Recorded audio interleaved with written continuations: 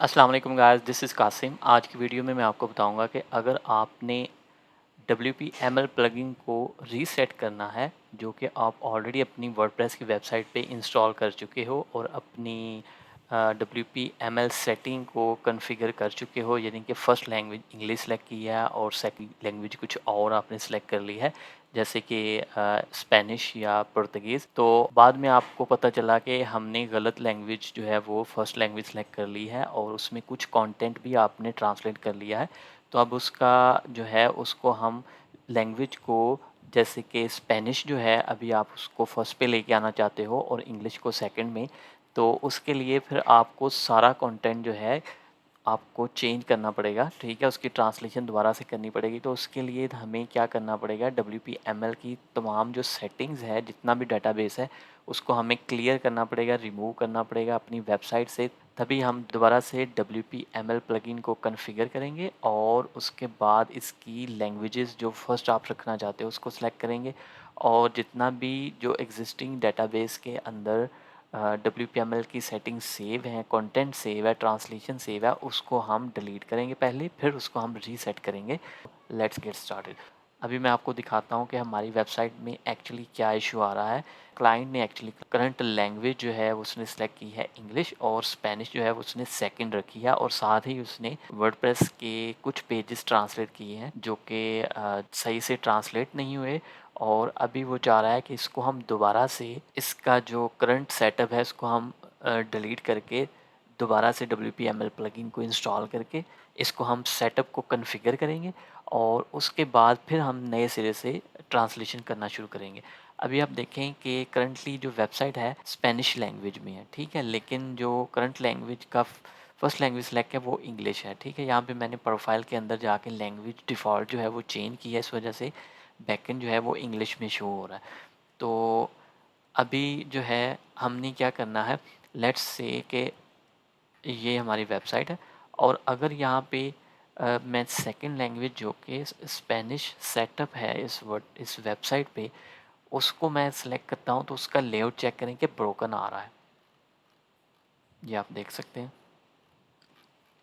लेकिन जैसे ही मैं इसको ख़त्म करता हूँ तो अपनी फ़र्स्ट जो लैंग्वेज है वो बैकएंड पे इंग्लिश सेट है, लेकिन एक्चुअली में वो स्पेनिश है। तो हमने क्या करना है, हमने WPML प्लगइन का जितना भी डाटा डेटाबेस में सेव है उसको हमने रिमूव करके इसका WPML को हमने रीसेट करना है ताकि दोबारा से प्लगइन को एक्टिवेट करें और फिर से नए सिरे से इसका सेटअप जो है वो कंप्लीट करेंगे विद न्यू लैंग्वेज। मतलब स्पेनिश को हम फर्स्ट रखेंगे, इंग्लिश को हम सेकंड रखेंगे और तीसरी एक लैंग्वेज पुर्तगीज़ को हम सेकंड या थर्ड पे ऐड करेंगे, ठीक है। तो इसके लिए हमने क्या करना है, सबसे पहले WPML प्लगइन के अंदर आपने आना है और आपने जाना है लैंग्वेजेस के अंदर। तो यहाँ पे इस पेज पे आप आएंगे तो आप देखेंगे कि डिफ़ॉल्ट लैंग्वेज सेटअप है इंग्लिश और जबकि हमको रखनी है स्पेनिश। इसको सारे सेटअप को डिलीट करेंगे पहले हम और उसके बाद दोबारा जो सेटिंग करेंगे उसमें हम स्पेनिश को फर्स्ट लैंग्वेज सेलेक्ट करेंगे।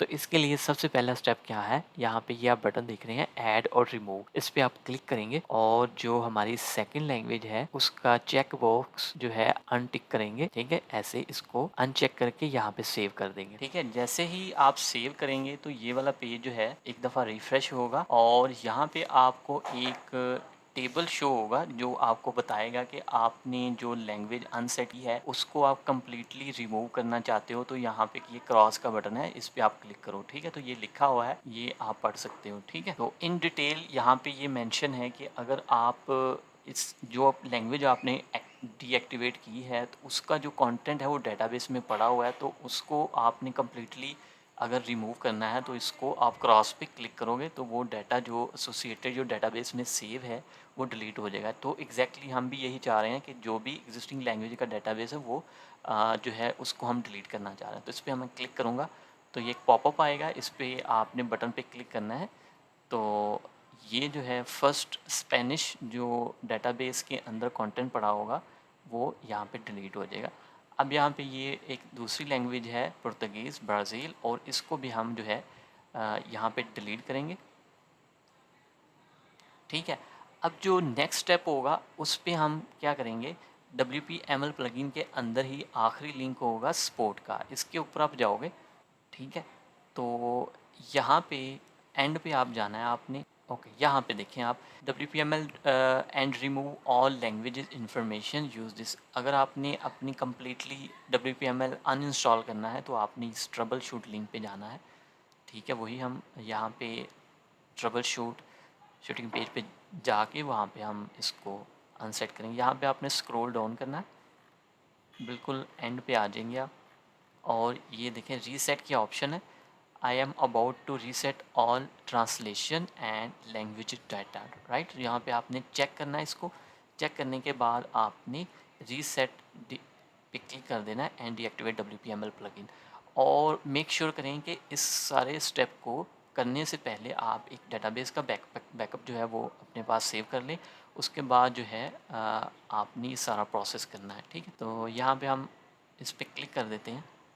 तो ये क्या होगा, जितना भी सेटअप है करंट WPML का और जितना भी कंटेंट है वो सारा डिलीट हो जाएगा और साथ ही प्लगइन जो है वो डीएक्टिवेट हो जाएगा। जैसे इस प्लगइन को दोबारा इंस्टॉल करेंगे तो हमारे पास न्यू सेटअप ओपन होगा, जैसे हम फर्स्ट टाइम इस वेबसाइट पे WPML प्लगइन इंस्टॉल कर रहे हैं।